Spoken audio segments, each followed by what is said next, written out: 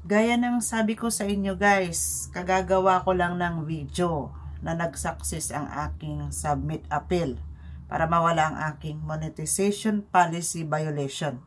Ang kalabasan nun is flag behavior dahil lang sa pagre-remix. So, panoorin natin ang video ni Idol Tomboy TV, isa sa kanyang followers. So, tara.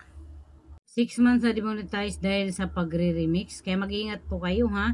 Very responsible sa mga gina-remix ninyo kasi pwede po talaga kayo magkaroon ng violation kapag yung isang video na remix ninyo may violation. So ayun nga guys, sabi ko sa inyo, mag-iingat po tayo sa pagre-remix. Uulit-ulitin ko po yan. Dahil naranasan ko na rin, 7 months akong nag-antay na mawala ang aking monetization policy violation ng flag behavior. Kasama na ang page not eligible.